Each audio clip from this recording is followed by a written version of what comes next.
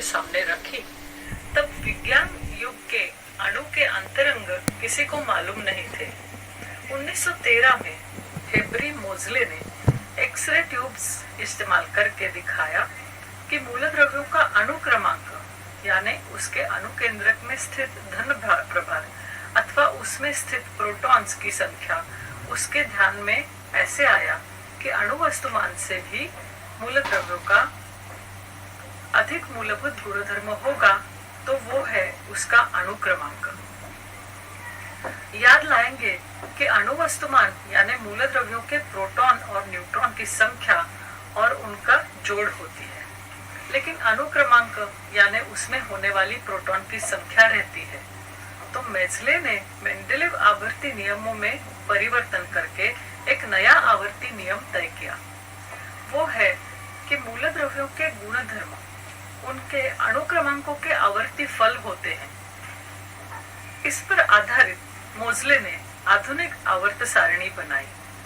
जैसे जैसे नई खोजें आती गई, वैसे इस आवर्त सारणी के रूप बदले, लेकिन अभी सबसे ज्यादा उपयुक्त अथवा उपयोजित होने वाली आवर्त सारणी यानी आवर्त सारणी के दीर्घ रूप अथवा long form of periodic table ऐसा है। सर्वेक्षण के बाद ध्यान में आता है कि इसमें आड़ी और खड़ी लकीरें होती है। जो आड़ी लकीरें होती है उन्हें आवर्त ऐसा कहते हैं। वैसे ही 18 खड़े स्तंभ यानी 1 से 18 गण है। प्रथम हम आवर्त देखेंगे। इसमें 7 आवर्त हैं।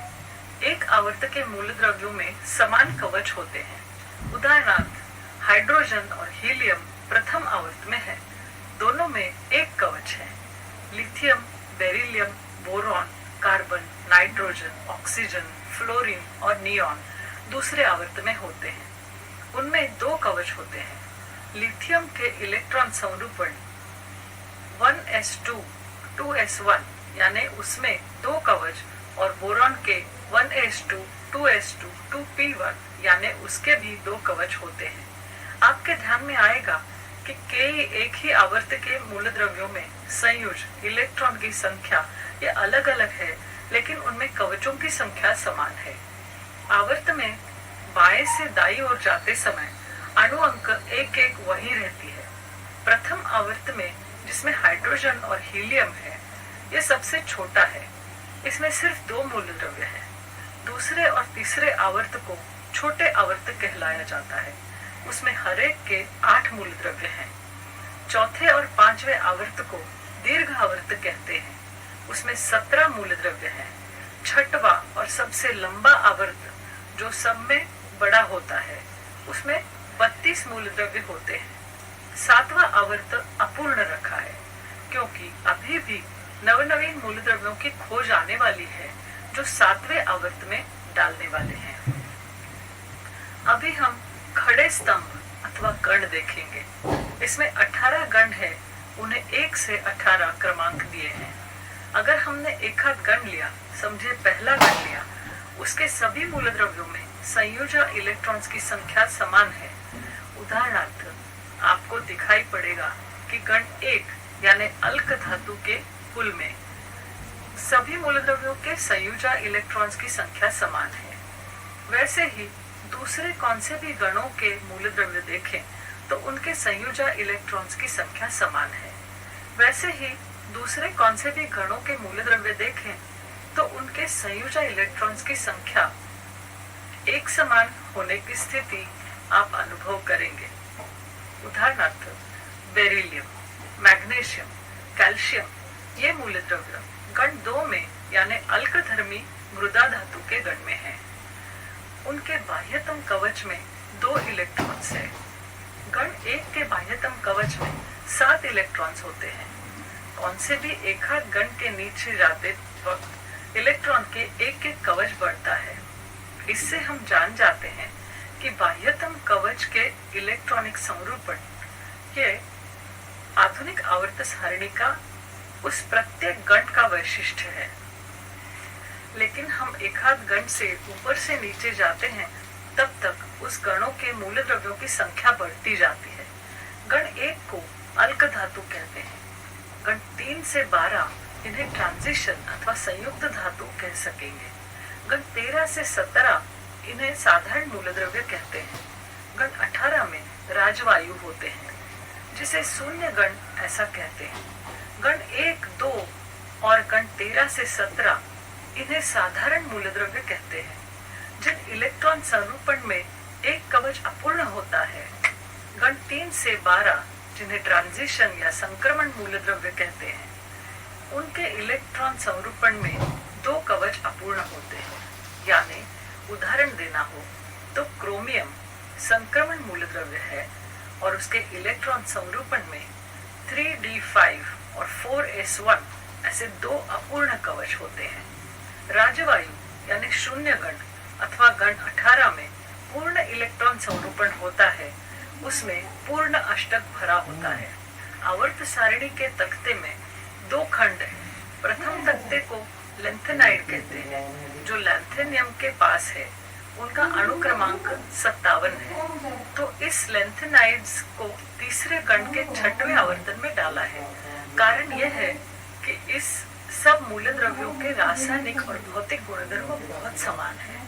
इस कारण अणु क्रमांक 58 से 71 यानी सीरियम से न्यूटेटियम सबको लैंथेनियम के खंड में डाला जाता है। इसके बाद का खंड अस्टेनाइड्स का है।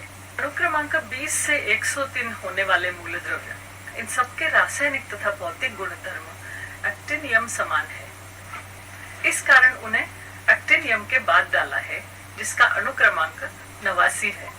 इन सबको एक्टिनियम के साथ डाला है। गण 3 और आवर्त 7 में डाला है। ऐसा वर्गीकरण और भी अलग खंड में विभाजित कर सकते हैं। उदाहरणार्थ गण 1 और गण 2 को एस खंड कहते हैं। इन 2 गणों के संयोजा इलेक्ट्रॉन्स की संख्या 1 अथवा 2 ऐसे रहती है। गण 13 से 17 और गण 18 मिला के पी खंड तैयार होगा। इस खंड के मूलद्रव्यों में उनकी संयोजा इलेक्ट्रॉन्स की संख्या 3 से 8 ऐसी होती है, अथवा 3 से 8 इलेक्ट्रॉन्स उनके सबसे बाह्य कवच में होते हैं। पी खंड में हमें विविध धातु, गैर धातु तथा धातुओं के धातु होते हैं। गण 3 से 12 ये डी खंड है। तख्ते के लेंथेनाइड और एक्टिनाइड्स श्रेणी को एफ खंड कहते हैं। डी खंड के मूलद्रव्यों को संक्रमण मूलद्रव्य कहते हैं। आवर्त सारिणी के पी खंड में घुमावदार रेशा दिखा सकते हैं।